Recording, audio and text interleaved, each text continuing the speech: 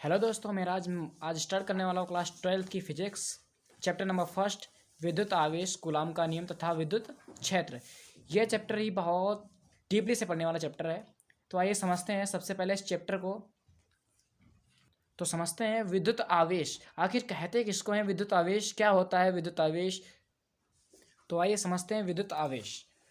किसी पदार्थ का वह गुण जिसके कारण उसमें विद्युत तथा चुंबकीय प्रभाव उत्पन्न होते हैं विद्युत आवेश कहलाता है। यानी कहने का मतलब ये है कि कोई भी एक ऐसा पदार्थ, जैसे मान लिया मेरे पास एक ये पेन है। जब ये इस पेन को हम बाल में रगड़ते हैं और बाल में रगड़ने के बाद जब कागज़ के छोटे छोटे टुकड़ों के पास ले जाते हैं तो क्या होता है, छोटे छोटे टुकड़े जो होते हैं इस पेन में क्या होते हैं, इसकी ओर आकर्षित हो जाते हैं। अर्थात उनके मध्य क्या हो जाता है कि विद्युत क्षेत्र उत्पन्न हो जाता है। तो विद्युत क्षेत्र उत्पन्न हुआ, वही क्या है, हमारा एक आवेश है। क्या कहलाता है, वही हमारा एक आवेश कहलाता है। जैसे इसे हम स्मॉल क्यू से प्रदर्शित करते हैं।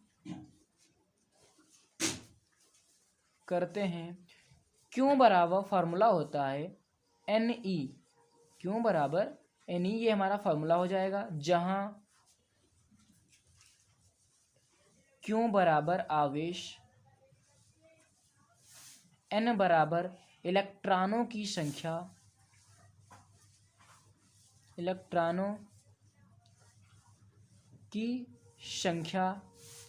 ई बराबर इलेक्ट्रॉन का आवेश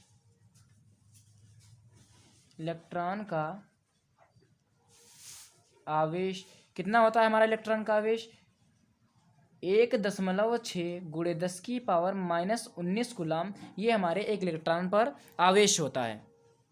इसी फार्मूले पर हमारा एक क्वेश्चन है कि एक कूलाम आवेश में इलेक्ट्रॉनों की संख्या ज्ञात कीजिए। यानी आवेश जो है हमारे पास दिया है, हमको क्या क्या दिया है तो लिखेंगे, दिया है आवेश स्मॉल क्यू बराबर कितना दिया है, एक कूलाम आवेश हमको दिया है। ठीक है, ई बराबर तो हमें पता ही है कितना होता है, 1.6 गुणे 10⁻⁻19 कूलाम, ये हमें ऑलरेडी पता है। तो फार्मूला लगाएंगे क्यू बराबर एन ई। हमें निकालनी क्या है, इलेक्ट्रॉनों की संख्या यानी एन। तो क्या करेंगे, ई को क्यू के अपॉन में भेज देंगे। तो क्यू बटा ई बराबर एक फार्मूला हो जाएगा एन। अर्थात एन बराबर हमने एक फार्मूला निकाल लिया क्यू बटा ई। तो वैल्यू पुट करेंगे, अब तो कितना हो जाएगा हमारे पास, एन बराबर क्यू का मान रखेंगे, क्यू कितना है 1 कूलाम, तो 1 रख दिया, अपॉन के नीचे ई का मान हमारे पास कितना है 1.6 गुणे 10⁻⁻19। अब करेंगे क्या, पॉइंट काटेंगे और एक जीरो बढ़ा लेंगे। ठीक है, तो एन बराबर कितना आ जाएगा 10, और ये बटे नीचे की 16 आया, और -19 को ऊपर लेके जाएंगे, कितना हो जाएगा +19 हो जाएगा। ठीक है, +19 हो गया। अब क्या करेंगे, तो हम क्या करेंगे भैया, एक जीरो वहाँ से यानी एक पावर निकाल लेंगे, तो यहाँ पे हमारे पास 10 हो जाएगा, और अपान में 16 गुणे 10 की पावर कितना बचेगा 18 हो जाएगा। ठीक है, 10 दामा 100 हो जाएगा, और 100 बटा 16 हो जाएगा, गुणे 10 की पावर कितना हो जाएगा 18 हो जाएगा। जब हम डिवाइड करेंगे 16 से डिवाइड करेंगे 100 को, तो कितना हो जाएगा 16 छक्का 96, कितना बचेगा हमारे पास 4, लगाया दशमलव बढ़ाया 0, 16 दूना 32, कितना बचेगा 8, बढ़ाया दशमलव तो लगा, ये बढ़ा दिया 0, 16 पंचे 80, पूरा डिवाइड हो जाएगा, और कितना निकल के एन बराबर कितना निकल के आएगा 6.25 गुणे 10 की पावर 18। ये हमारी क्या आ जाएंगी, इलेक्ट्रॉनों की संख्या आ जाएंगी हमारी, ये हमारी इलेक्ट्रॉनों की संख्या हो जाएंगी 6.25 गुणे 10 की पावर 18, ये हमारे इलेक्ट्रॉन की संख्या है। अब समझते हैं आवेशों के प्रकार को। तो विलियम गिलबर्ट के अनुसार वस्तुओं के घर्षण से 2 तरह के आवेश प्राप्त हुए। ठीक है, यानी जो विलियम गिलबर्ट ने बताया कि जो वस्तुओं का घर्षण है, उस घर्षण के आधार पर आवेश कितने प्रकार का होता है, 2 प्रकार का होता है। जिन्हें अमेरिकन वैज्ञानिक बेंजामिन फ्रैंकलिन ने धनात्मक और ऋणात्मक कहा। बहुत ही प्यारा क्वेश्चन यहाँ से बनता है कि आवेश को धनात्मक और ऋणात्मक किस अमेरिकन वैज्ञानिक ने कहा था, तो उसका आंसर हो जाएगा हमारा बेंजामिन फ्रैंकलिन। तो अब समझते हैं आवेश अर्थात धनात्मक आवेश किसे कहते हैं। बहुत ही प्यारा क्वेश्चन है धनात्मक आवेश। तो आइए समझते हैं। किसी पदार्थ पर इलेक्ट्रॉनों की कमी के कारण उत्पन्न आवेश को धनावेश कहते हैं। जैसे मान लिया कोई वस्तु है हमारी, ठीक है, ये वस्तु है, इस वस्तु ने क्या किया, अपने इलेक्ट्रॉन इस वाली वस्तु को दे दिए, यानी इलेक्ट्रॉन क्या कर दिए, इसको दे दिए। अब क्या होगा, जब ये वस्तु अपने इलेक्ट्रॉन इसको दे देगी तो इस वस्तु पर क्या होगा, इलेक्ट्रॉनों की कमी आएगी, और इसी वस्तु पर इलेक्ट्रॉनों की कमी के कारण ही क्या हो जाएगा, इस पर धनावेश हमारा क्या हो जाएगा, उत्पन्न हो जाएगा। इसे ही बोलते हैं धनावेश। तो अब समझते हैं ऋणात्मक आवेश।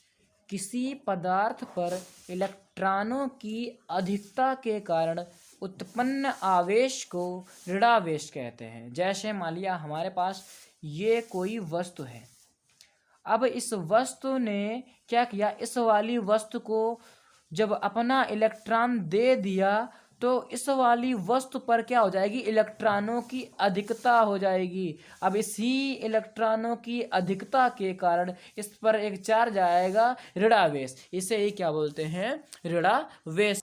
तो अब समझते हैं हम लोग सजातीय आवेश।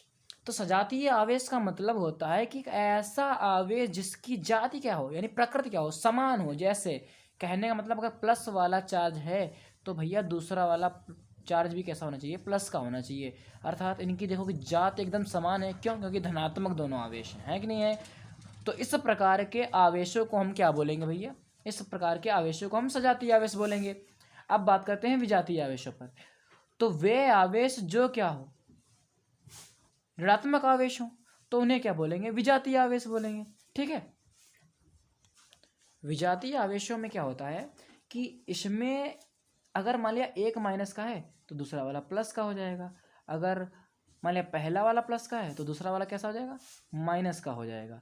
ये आवेश हमारे क्या कहलाएंगे, विजातीय आवेश कहलाते हैं। तो हमेशा क्या होता है, सजातीय आवेशों में क्या होता है, इनमें हमेशा प्रतिकर्षण होता है। क्या होता है, प्रतिकर्षण होता है।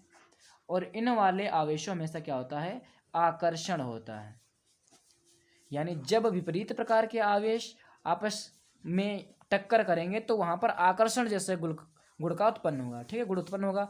और जहां पर एक ही समान जैसे आवेश उत्पन्न होंगे, आपस में आएंगे, टक्कर करेंगे, तो वहां पे क्या हो जाएगा भैया, प्रतिकर्षण हो जाएगा। फॉर एग्जाम्पल समझ लो, जैसे कि मान लिया प्लस वाला ये है, कोई वस्तु ये प्लस वाली है और यहाँ पर भी कोई वस्तु प्लस वाली है।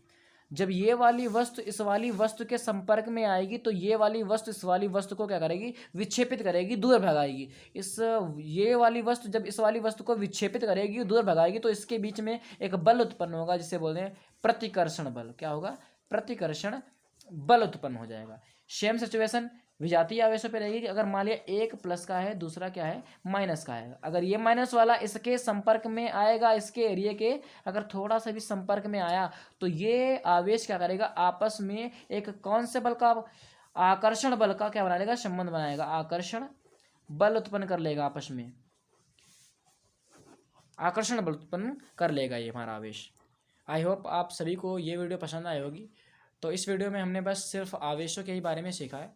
अगले नेक्स्ट वीडियो में हम लोग आगे का चैप्टर पढ़ेंगे। तो प्लीज़ आप सभी को अगर ये वीडियो पसंद आई हो तो प्लीज़ लाइक और शेयर कीजिए और अपने दोस्तों को शेयर कीजिए। मिलते हैं नेक्स्ट वीडियो में। जय हिंद, जय भारत।